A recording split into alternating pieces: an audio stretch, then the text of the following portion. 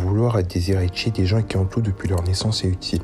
Ça, c'est ce que j'aurais dit dans un monde parallèle où je suis riche et chercherai à provoquer un pauvre en lui jetant des billets en pleine face. Sauf que je suis pauvre et toi qui regardes cette vidéo aussi, comment je le sais? Parce que je suis pauvre sa mère, je t'ai dit. Non mais wesh, heureusement que les fils à papa ici, sinon je sais pas de quelle manière on pourrait se dépasser s'il y avait personne au-dessus, entre guillemets, à surmonter. Que toutes les richesses du monde appartiennent à peu de gens n'est pas forcément une mauvaise chose quand on voit le bon côté des choses. Puis les gosses de riches, évidemment que c'est pas leur faute s'ils sont pétés de thunes. Et c'est pas non plus la tienne si t'es pauvre. Enfin, pour la seconde partie de la phrase, un peu quand même, on va voir ça après. En vouloir à des gens qui ont tout depuis leur naissance, ça ne sert à rien. Et vouloir les dépasser justement parce qu'ils ont tout, utiliser comme moteur le fait que tu n'es rien et que eux le contraire pour construire ta légende, est l'une des meilleures choses que tu puisses faire et je vais t'expliquer pourquoi. Bon, on le sait tous, un héritier, c'est une personne qui va recevoir des biens, un certain dû, genre une giga maison à Bordeaux ou encore une entreprise comme un restaurant ou autre, grâce aux efforts et au boulot que ses parents ont fournis, plus jeunes et ça jusqu'à leur mort. Mais aussi une certaine éducation qui peut, je dis bien, lui donner des avantages comparés aux autres, sur comment gérer son blé, investissement, éducation financière, histoire, etc. Souvent, un héritier c'est vu comme un gosse de riche, qui a jamais travaillé de sa vie et qui reçoit tout chaud les fruits de la récolte de ses parents,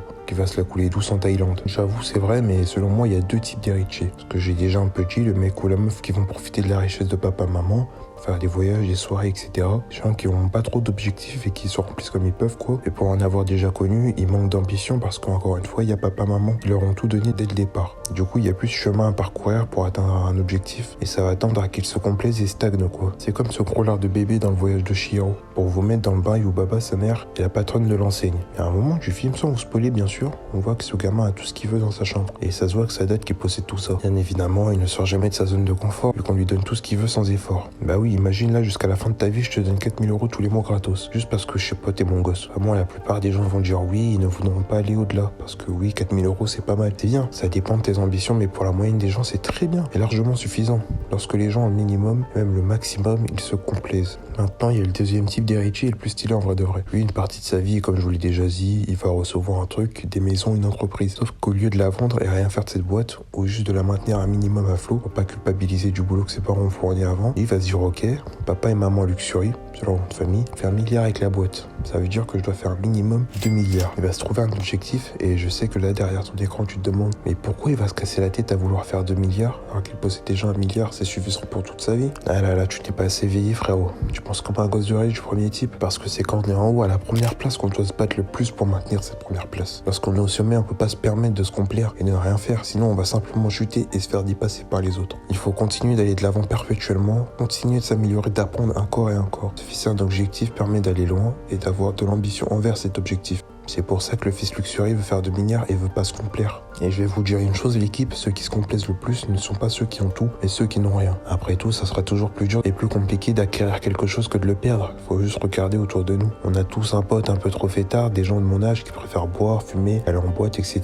Des trucs de cassos qui servent à rien quand même. Mais dans 20 ans, quand Ghislaine aura 5 gosses, un SMIC à 40 ans et un cancer du poumon, et que la personne qui a bossé pendant sa vingtaine, qui ne buvait pas, qui ne fumait pas, n'allait pas en boîte ni en soirée, mais des fois allait juste voir ses potes en s'asseyant en mode soda sur un banc, un minimum humain, qui était là devant son ordi minimum 2 heures par jour en rentrant des cours, en bossant sur un truc qui lui plaît, un projet à lui perso, et qui gagne beaucoup de blé 20 ans après grâce à sa passion, c'est qui en voudra aux héritiers alors qu'ils lui ont rien fait. Ça sera Ghislaine alors qu'elle aurait pu changer un truc. C'est elle qui dira que les héritiers sont des chiasses, alors que vraiment elle a pas le droit de se plaindre. Ghislaine avait 2 bras, 2 jambes, un cerveau. Il y a 20 ans, certains non. Ça sera sa faute à elle seule. La plupart des gens préfèrent continuer à chuter que de monter. Après tout, c'est plus simple de descendre que de monter. Tu sais aussi bien que moi, c'est plus simple de descendre les escaliers que de les remonter. Certaines personnes se confortent trop dans cette simplicité de descendre les escaliers alors qu'ils auraient pu malgré tout changer quelque chose. La destinée, et je dirais même plus, sa prédestination. En gros, vous savez ce pourquoi on était fait de base, le chemin qu'on devait parcourir depuis qu'on est né. Mais ce chemin, c'est pas forcément le bon. Si t'es né dans la crasse, tu vas très sûrement rester dans la crasse. Et si tu continues à faire le cassos qui fume, punaise, c'est dégueulasse, rien que d'y penser. Tu finiras pas heureux, pauvre. Encore pas heureux dans 10-20 ans. Alors que quelqu'un qui vient d'en bas et qui ne va pas suivre sa destinée, entre guillemets, qu'est-ce que je déteste ce mot, qui va pas se dire il y a papa, maman derrière. Et quand il va rentrer des cours, je vais me répéter, mais il va bosser sur ce qu'il aime, mais minimum 2 heures par jour. Déjà, lui, il suivra pas la destinée ou la troupe comme un mouton, mais sortira de ça. C'est rien, 2 heures, je vous assure que si vous travaillez comme ça, un truc que vous kiffez, en moins d'1 an, tu vois des résultats. Après, oui, il faut utiliser les bons leviers et faire les bonnes choses. Dans tous les cas, vous finirez plus heureux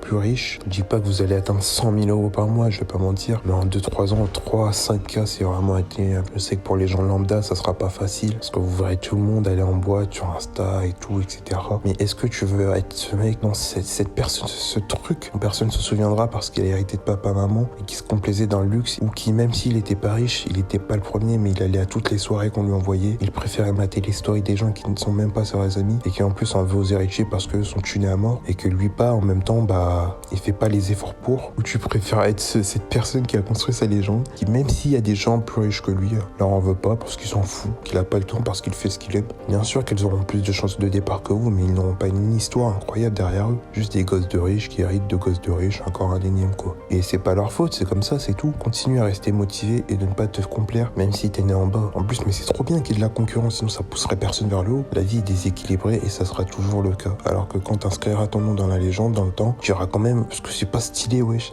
Est-ce que c'est pas la pensée chaunée sous la pure forme? Encore une fois, tu préfères être ce truc affalé par terre rempli d'alcool, ou tu préfères être cette personne qui est sortie de la rue de ses conditions, fait plaisir à ses proches grâce à ses études en psycho, un business ou un business en ligne, formation de mes couilles, une chaîne YouTube qui aide des gens, du coaching, etc. Enfin bref, une personne qui s'est bougé les fesses un minimum pour s'en sortir, pour sortir de cette cage qu'on lui a donnée dès la naissance et tracer sa propre voie.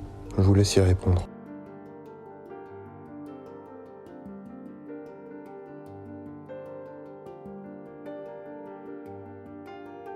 J'espère que la vidéo vous a plu, laissez un pouce bleu et des commentaires. Regardez aussi la description pour qu'on se retrouve sur les réseaux. N'hésite pas à t'abonner, partager la vidéo et activer la cloche pour pas rater les prochaines vidéos. Et un Discord si tu veux, rejoins ma newsletter, je donne plein de conseils de genre, on est gagnant tous les deux. Merci de m'avoir écouté, c'était Anashi Monogatari et n'oublie jamais, suis ta passion.